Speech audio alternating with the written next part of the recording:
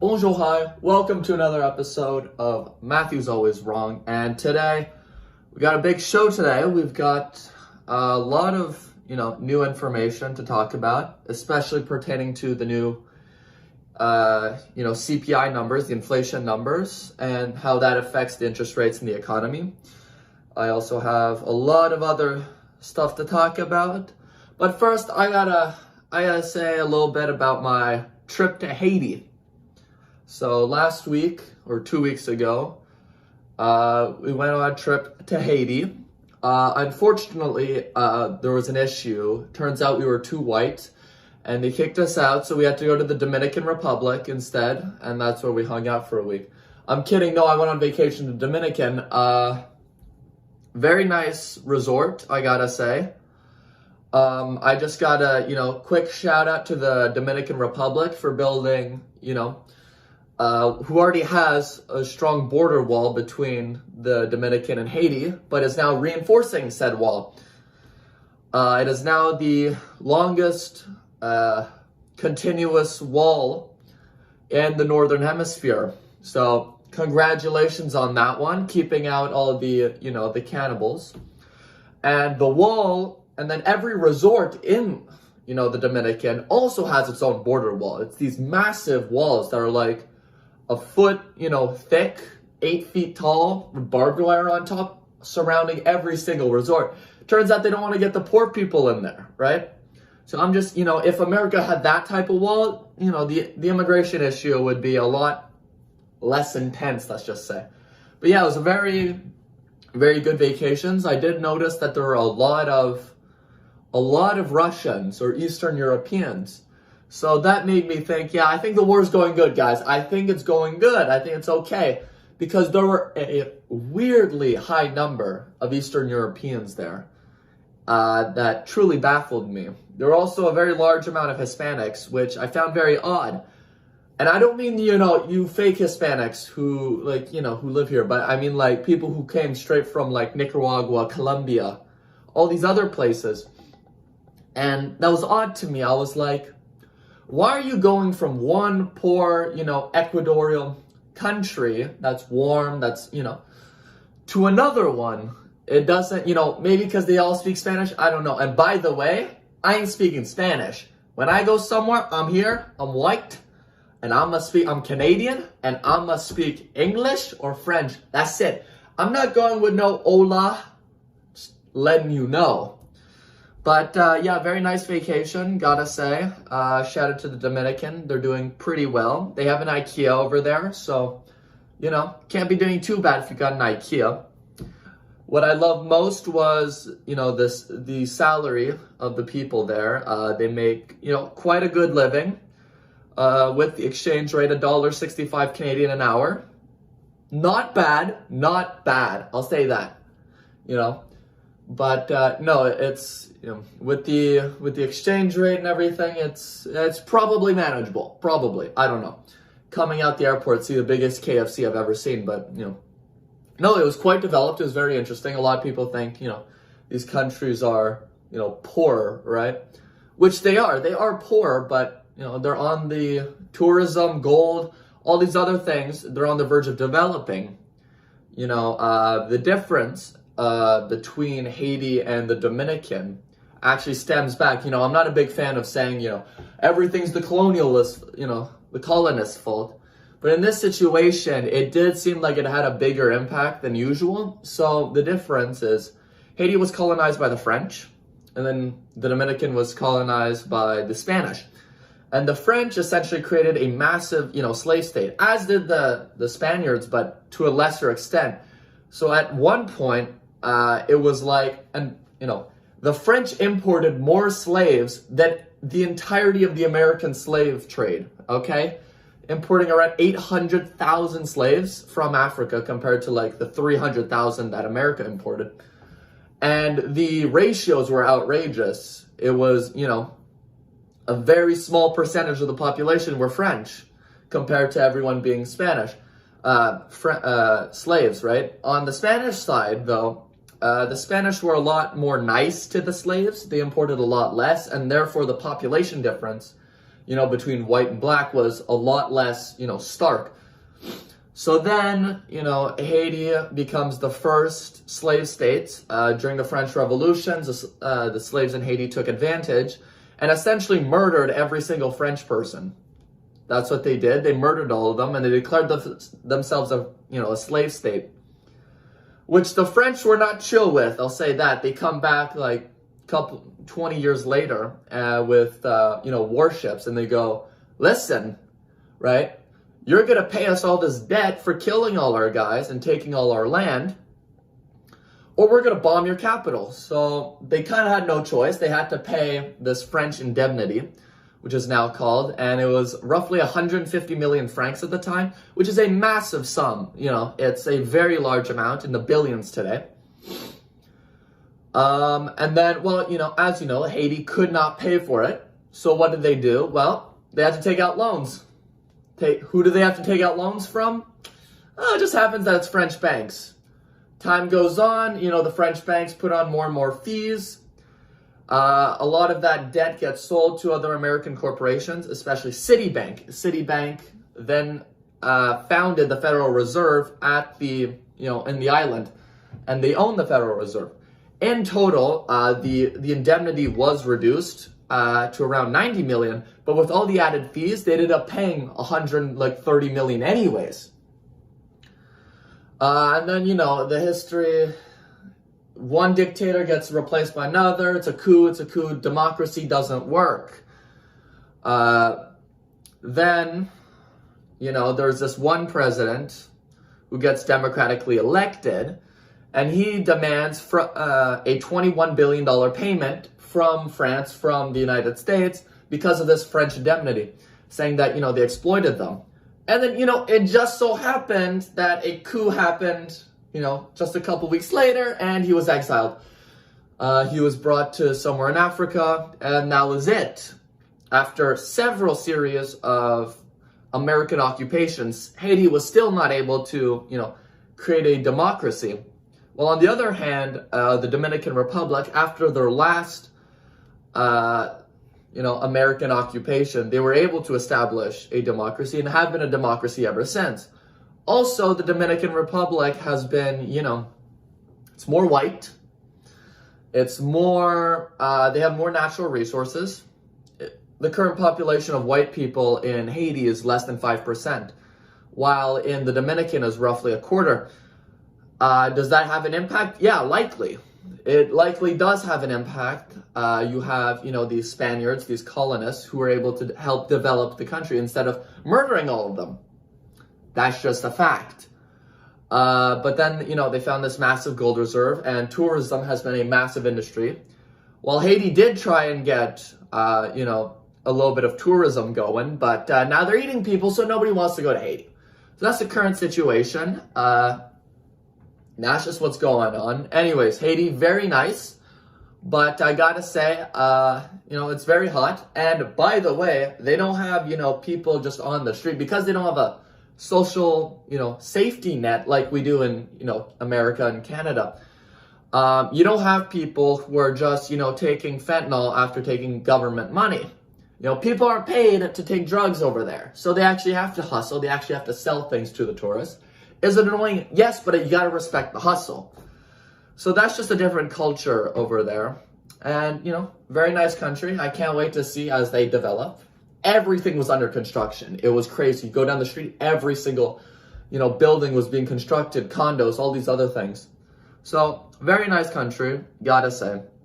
Now I want to talk about a really funny story before we get into the inflation numbers. This comes from the Independent. And the headline is, How Climate Change is Hitting Vulnerable Indonesian Trans Sex Workers. So, it's just hitting all the boxes. This is a liberal dream. This is what, leftists want. This is their dream. Nearly 93 respondents saw decreased income during the raining season. So what they're saying is, in Indonesia, it's raining a lot now. And, all these trans sex workers who are being oppressed. Yeah, because, being gay is illegal. But They're being oppressed by climate change, which is impacting the weather. They're losing their income because it's waning too much. Joya Patia, a 43-year-old Indonesian transgender woman, first started to notice changing weather patterns in the mountain-ridged city of Bandung were affecting her income as a sex worker a decade ago. The raining season was lasting longer across West Java province. Winds were stronger, and in particularly bad years, Patia lost up to 80% of her earnings. The 43-year-old trans sex worker was losing 80% of her earnings in some cases. Again, this is a testimonial, so we don't actually know. She could just be lying. It could, there's many impacts, but to say that climate change over the last 10 years has been impacting it is truly an outrageous statement. And I really love, this is the narrative they gotta push. This is what they're talking about. It's trans sex workers who are being hit with climate change. Hurricanes are too strong, billions of dollars in damages, and it's impacting, trans workers. Who can, you know what I mean? Like, it's a very odd statement. I don't understand the rhetoric. Well, I do understand that they need to push, a specific narrative. And how do you push this narrative? Well, you got to loop in all the other things that leftist ideologies love to push. So you got to get the LGBTQ plus ultra max in there. You got to get, the people of minorities. So the Indonesians, but she's not even a minority. She's in her own country, right? Or he's in her own country, whatever. You got to get the trans going. You got to get all these things. And then you got to push climate change because that's the main, that's the money maker. But now I just found that a really funny story, and I thought you guys would like that. So let's start talking about the real news, the inflation numbers. CPI numbers just came out yesterday. I'll go over them. So in America, there's what's called core versus non-core CPI numbers. So the core CPI, these are the inflation numbers. These are essentially the basket of all the inflation data that comes in and is, aggregated into a single number. That is like the average inflation that you're going to see. Then there's what's called non-core CPI, which includes food and energy prices. The fact that this is non-core is outrageous, right? So the fact that, why would you have inflation data that doesn't include food and energy? Well, because it doesn't impact, their reasoning is that it doesn't impact people as much. Food prices, one of the biggest expenditures. Energy prices, which are the benchmark of the entire economic inflation system. If oil prices go up, everything else by proxy goes up because everything uses oil. Everything uses gas, right? So let's look at it. Core CPI numbers coming in. In America, 3.5% versus a 3.4% year-over-year increase. 3.4% being the estimate. So it came in hot. In Canada, 2.8% year-over-year. While in America, of course, CPI numbers came in at 0.4% month-over-month, which is hotter than the 0.3% month-over-month that was expected, and bringing it up to 3.8% year-over-year. In Canada, it decreased to 3.4% year-over-year. So that's a lot of numbers. What does it mean? Well, it means that inflation is not only sticking around, but it's actually ticking back up. If the target is 2%, 3.8% year-over-year is not ideal. Let's just say that. It's not good that inflation's double what is expected. And the numbers, when it says 0.4% month over month, that means it's still going up. It's not decreasing, right? Even if inflation comes down to 2%, it doesn't mean things are gonna get cheaper. It just means that, the amount of how quickly things are increasing is decreased. It's still increasing. Don't get us wrong. It's still increasing, but the rate is slowing down. Everyone has this myth that, inflation's coming down, right? It means everything's gonna get cheaper. No. It just means how fast it's increasing is coming down. Now you've got Larry Fink, who's the CEO of one of the largest money manager in America, BlackRock, he manages $10 trillion in assets. He just said in their earnings report, which we'll go over at some point, if inflation was measured like in the 1980s, right, with heavier emphasis on food inflation, housing, and interest rates, inflation would be much higher, roughly 12% compared to the 3% we're seeing. And what does he mean? Well, over time, the government made some adjustments to the inflation numbers to reflect what, the economy actually looks like, what consumers actually feel, right? So in Canada, you've got, if your house price increases, right? If the cost of buying a house increases, that's not included in CPI. That's not included in the inflation numbers. And as you know, in Canada and in America as well, housing prices have seen massive rise since 2015. In Canada, housing prices have doubled, right? So now there's a less emphasis on food, housing, and the interest rate impact, which all have gone up. And especially when the fact that you have to have a separate core versus non-core, one including food and energy and one not including, is just outrageous. It's all a ploy for the government to mislead people into thinking that things are going better than they actually are. Also, it means that they can, Social Security in America, which is essentially, the old age, and also in Canada, the pension payments, a lot of those are benchmarked to the inflation numbers. So if inflation is actually lower, then the government has to pay out less. I got a few numbers here that I want to talk about. This is for the American audience. The inflation numbers at the same point in the two presidents, right? So you've got Trump and Biden at this point, of their presidencies. Let's look at energy prices. Inflation for Trump, 0% in energy prices. For Biden, 38.8%. There's a whole list of these numbers I could go over. Biden, 47.8% versus negative 2% for gasoline prices. Electricity, up 3% with Trump, up 30% with Biden. Groceries, up 3.3% with Trump, up 21.1% with Biden. Eggs, negative 3.6 Trump, up 50% with Biden.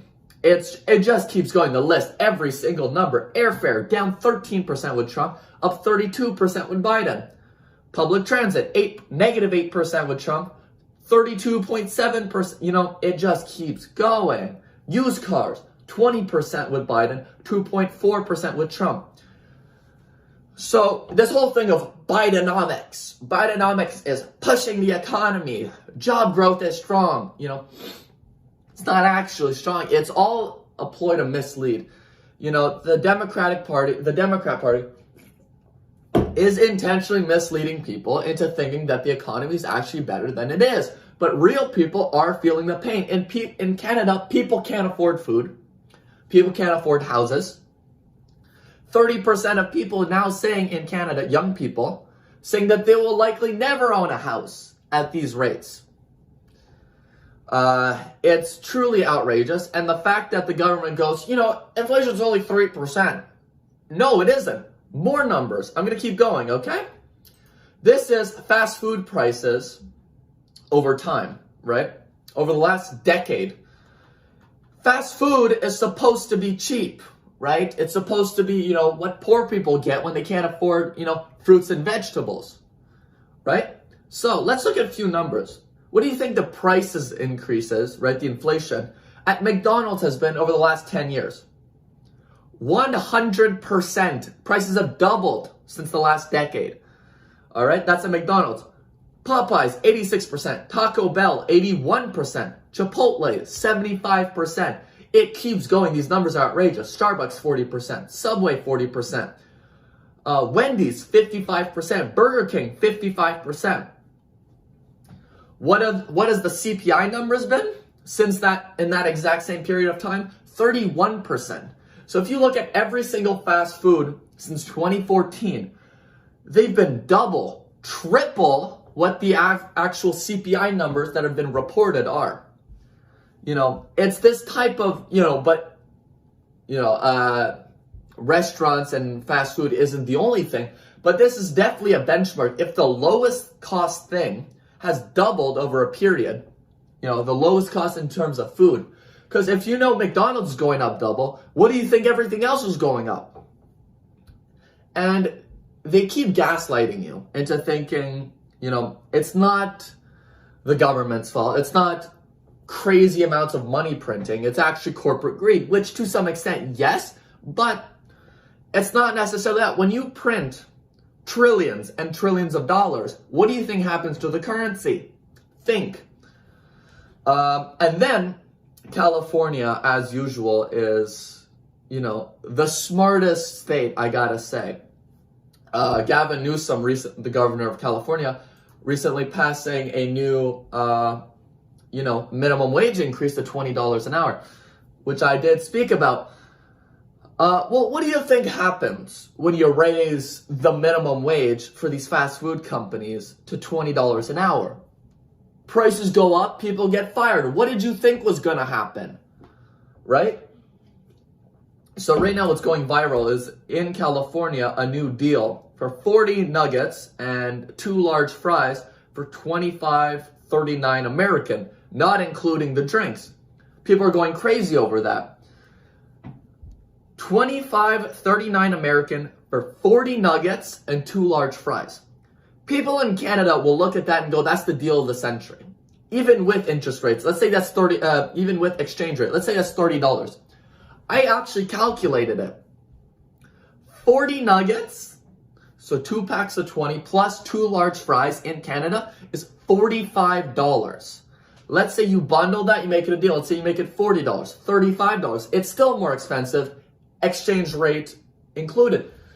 And that's the thing, that's what goes on. You got these large multinational American corporations that extend all over the globe.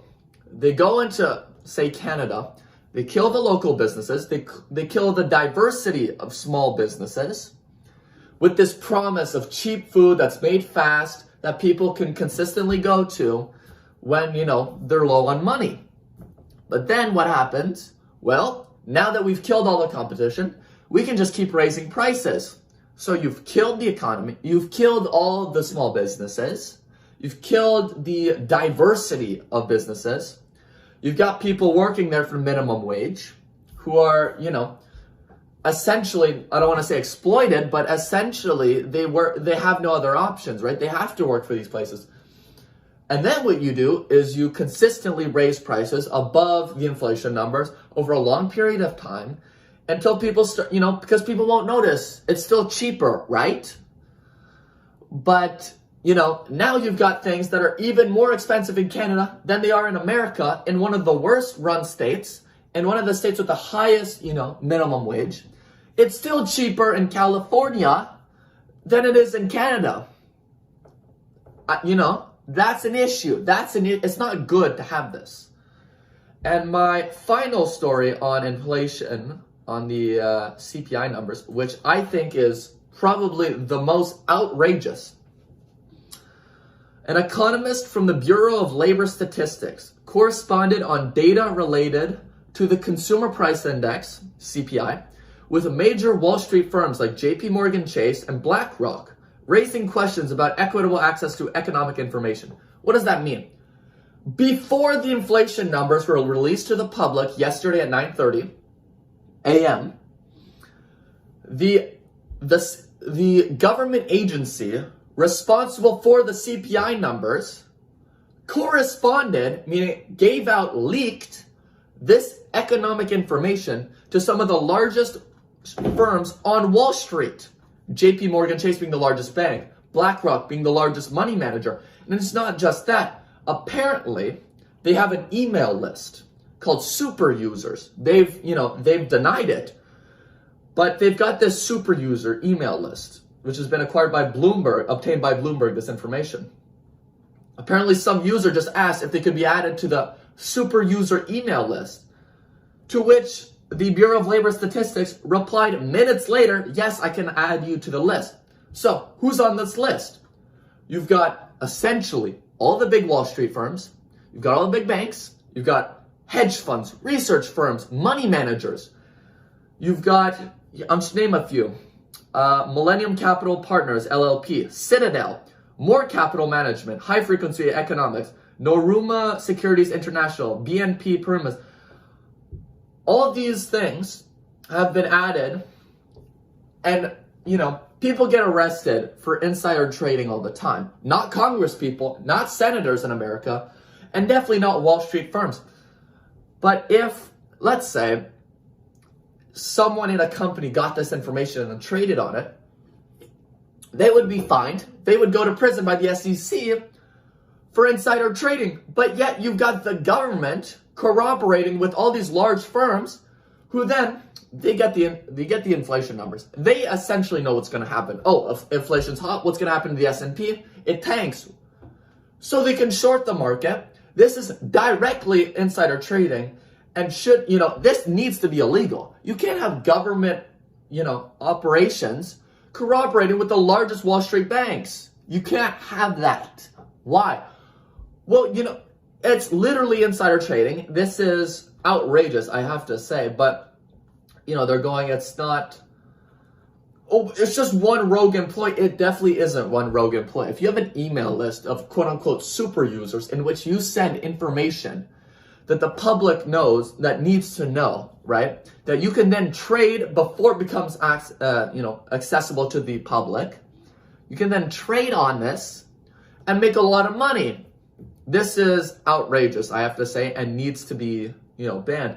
But it just shows this is your government, right? This is the American government to you people.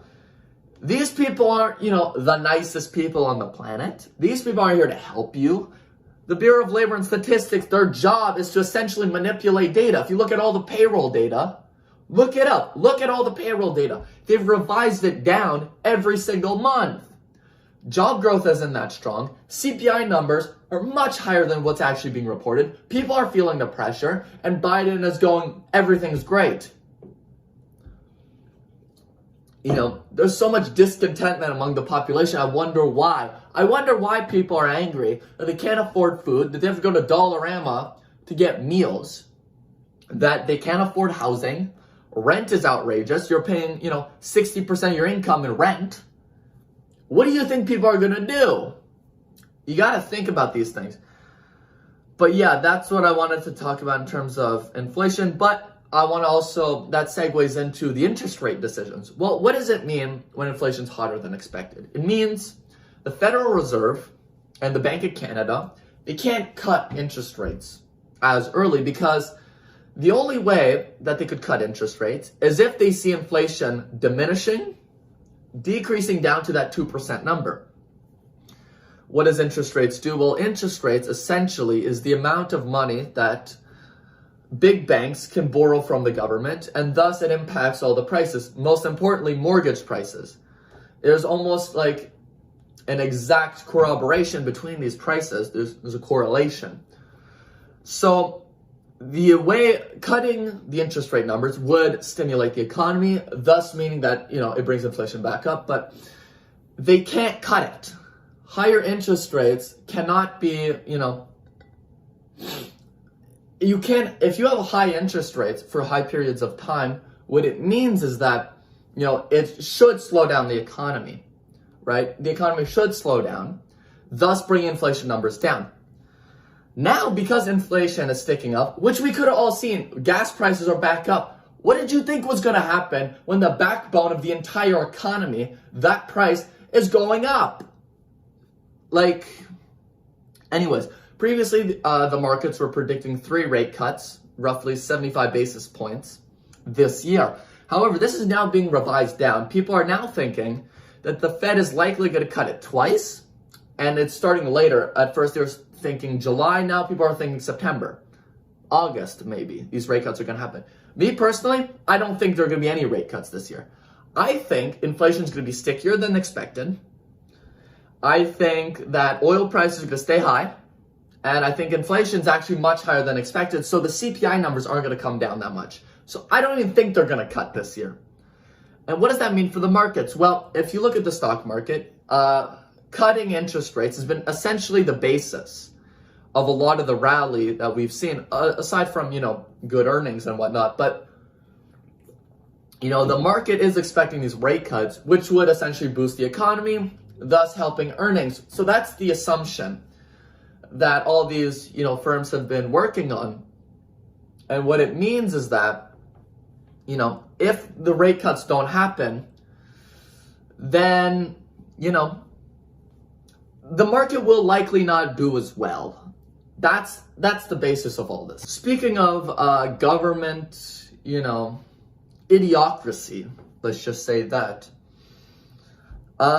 Representative Sheila Jackson Lee, who's a representative out of Texas, on the Eclipse, a few days ago. There's a, big eclipse, big event. Very cool. As you know, I look straight up at the sun because I don't believe in, glasses, because I'm not a liberal. But Representative Sheila Lee Jackson, an elective representative of the House of the House of Representatives in America. This is the people who make the laws, right? She gives a speech to her district during the eclipse, right before it happens, calling the moon, not only does she call the moon a planet, but she, quote, here's a quote from her, "A full moon is that completed round circle, completely made up of mostly gases, and that's why the question is why or how could we humans live on the moon?" Elected official doesn't know that the moon is not only not a planet, but it's made of gases? And then she struggles for like 5 minutes to try and put on her glass. It was truly an outrageous event. These people, you think the government, these people think that the government are so competent. They're so smart, right? These people know more than you. They don't know anything. These people are truly idiots. It's truly outrageous to see elected officials, people who are elected by the population, say these things in public without a shadow of a doubt. I'll keep going. The View, a popular show for, unemployed white moms, unemployed women, all day, middle-aged women. Sunny Hostin, one of the speakers on The View, one of the hosts, she claimed that climate change was causing the eclipse and the earthquakes, right? As you know, the earthquake in New York just recently happened, but she tried to claim that climate change was the cause for the eclipse and earthquakes. Normally, these types of things go unchecked, right? These people are so dumb. It's truly amazing to see how dumb these people are. But this statement was so dumb that her co-host had to come in and go, no, earthquakes aren't caused by climate change. What? You shouldn't need someone to tell you that climate change, is creating an earthquake or an eclipse. What do these people think? What do these people do all day? And you've got hundreds of thousands of people watching these types of shows. So you want to talk about misinformation, disinformation, fake news? Look at leftist media. It's very simple. But I was truly baffled when I saw this because I can't believe, truly, I cannot believe the stupidity of some of these people. And you want to go, oh, it's just a few isolated cases. It's not a few isolated cases. There are so many cases of leftist media, it's just outrageous, I have to say, right? So, this is why people are losing trust in the media. This is why people are losing trust in the government. Because you have people like this just saying stupid things. Why is nobody checking out these people? Why is nobody going, hey, maybe you should learn a few things before you say this shit, right? I don't know. Anyways, I support Sheila Jackson Lee. The moon is a planet. It will be impossible to settle on the moon because it's made of gases, as you know. But the sun is a viable option. The sun is warm. We could populate the sun. I'll just say that. But yeah, that got me all riled up. Something that's pretty funny, I think. Boeing's back in the news, as they've been for a very long time. The CEO of Boeing, David Calhoun, now stepping down. He got ousted from the company. He's been there since 2020, January of 2020, and was essentially there to, reinvigorate the company. After all, the 737 MAX's issues in 2020, he was there to, steer the company back in a good direction. Did that work? No, that did not work. News coming out literally a week ago where a 737 engine cover flies off during a Southwest flight. You've got people filming this on the flight where you just see it. You've got the engine and it just starts coming apart. Things just start flying off on this Southwest Airlines. And you got apparently a bunch of passengers who are screaming at the, flight attendants going, yo, the thing's coming apart. Luckily, there was no injuries. There were no deaths. And they were able to safely land. But it just goes to show that these guys cannot seem to build a plane. And by the way, David Calhoun, this guy is a baller. I gotta give my props. You come into a company 4 years, and you don't. First of all, this guy was supposed to be running the company till like 2028. They actually raised the mandatory age of retirement at Boeing so that he could stay for longer. But now he's getting kicked out, and they're gonna look for a new CEO. He's leaving with, a small severance package, right? Because, he's getting unemployed. He's going to have to retire probably. And, he needs money. Social Security isn't enough. He doesn't get enough from the pension. So he's leaving with, a calm $80 million, in stock and whatever. Last year, in 2023, he only made $32.8 million in salary. So I feel bad for the guy. I feel bad for him because, he's going to have to go on the streets now. He won't be able to afford his fifth house. As many Americans aren't. He's just like every American, right? This is an all-American man who can't afford housing like everyone else in America. He is struggling with the food costs, right? When he goes to McDonald's, he's feeling the pressure of the $25 40 nuggets, 2 large fry deal. He can't afford to get the drink with this severance deal. So Boeing, give this guy more money. He can't afford it. I don't want to see David Calhoun be homeless. I don't think anyone wants to see that. It's a really sad day.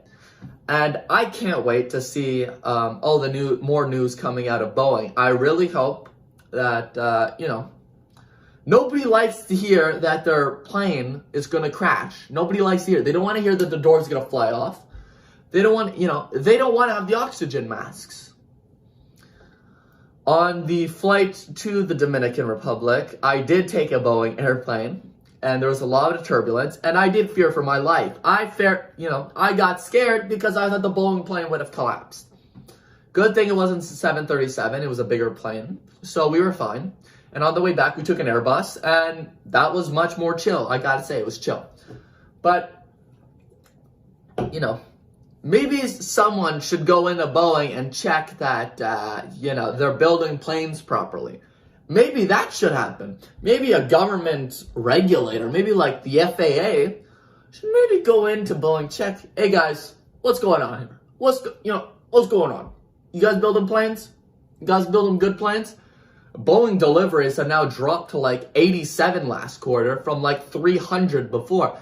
Nobody wants to buy a Boeing anymore. And they're, they have to retool their whole lines. Everything's breaking. Nobody wants to buy these, So that's just where the state of Boeing at. The stock's been absolutely hammered. CEO's out. New CEO's going to come in. Is he going to do anything? Probably not. I hope, truly, from the bottom of my heart, I truly hope that the new CEO of Boeing is a DEI hire. Because that would just be the cherry on top. You get, an Indonesian trans sex worker to come in. You get Patia, whatever her name was. Hold on, let me bring up her name.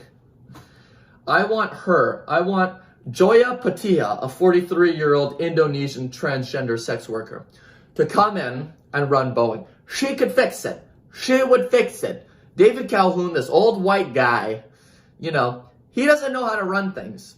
David Patia, she could come in. She gets, the Elon Musk pay package, gets, $100 billion. Let her run it. Let her run the company. But, that's all I got on Boeing. And it's, it just keeps piling on. Things are not going great. And my final story of the day is about Reddit and Truth Social stocks. So I reported a few weeks ago about the Reddit IPO. So Reddit IPO'd, actually did pretty well. So it IPOs at 50, which is the top end of the IPO range, raising $750 million at a valuation of $6.4 billion. The stock then takes a massive rise, rising to roughly $65 a share. People were happy. People liked piling on. It was like I said, I was able to, me personally, I caused this rally. I was able to rally all the Wall Street bettors and had everyone pile into the stock. Everyone piled in, and then the stock pumped. That's just what happened. Now the stock is down to $43 a share, down 16% since the IPO price. And, now they're being targeted by short sellers. Yeah, the company isn't that good. You look at the fundamentals, the growth isn't there. Their average revenue per user is literally garbage. If you look at Facebook's, how much money they're able to extract per user versus Reddit, it's not even close. It's not even a competition. Facebook, destroys Reddit. Their growth is mid. Their profits, they're not even profitable, right? So Reddit isn't that great of a company. But looking at Trump's Truth Social, now trading under the ticker symbol TJT, TJR, I think, right? Or, yeah, DJT, sorry. Donald Trump. But, yeah, so his stock, it just, it got approval. It was a SPAC merger. So before, it was approved, they weren't sure if the regulators would allow them to, merge with this company. So it was roughly trading at $18 a share. Then approval hits. Boom. Stock's up to $50 a share now. And then when the companies actually merge and, Digital World Acquisition Corp becomes Truth Social, the stock hits a $66 high. This giving Trump a massive boost to his net worth. He was at the peak worth $5 to $6 billion. And, he was able to then capitalize on that to pay off a lot of his, his indictment charges, those massive $465 civil charge that he's now appealing, which, by the way, is the most bogus thing ever. I'll go over that in another time, but it's truly, it's outrageous. The stock is now down to $30 a share. Yeah, I wonder why the market cap's sitting at $4.5 billion right now on a revenue of 2023 revenue of $4 million. Obviously, this is just, all the Trump supporters helping him with his net worth, as it should be. It should be his personal piggy bank. I agree. I fully agree with it, and I get the rationale. You want to support Trump. You don't want to give him a direct donation. Buy a stock. Maybe you make money. It's a win-win situation for everyone. You got Trump supporters. Trump gets more money. Trump supporters have the possibilities of making more money, and it's a win-win. I like this. The only problem is the company, on $4 million of revenue, lost $58 million. In 2024, will revenue likely increase? Yeah, probably. It's just a fact. It will probably increase. I predict, a $10 million revenue, probably still losing money. And then, but it's definitely just a proxy for his popularity and his presidency and all these things, which I support, by the way, anyways. So you've got these two social media stocks which gone public, and, they're not doing too well. They're not doing too well.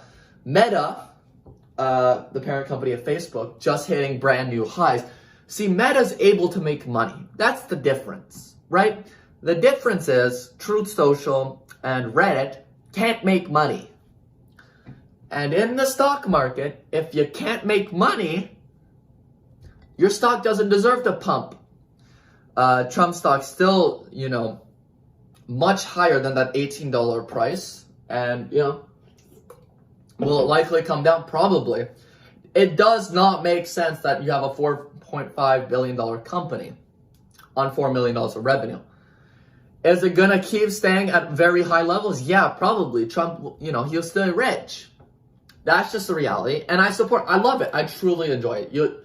Everyone thinks I'm sarcastic, but I do like to see it. Now I want to see Biden trying to come out with this and trying to see his stock pump. Because Biden, I don't even think Biden, he doesn't know what's going on, but I want to see him come out with maybe like a YouTube competitor. Maybe, I hope Joe Biden partners with Rumble. That's what I want to see happening.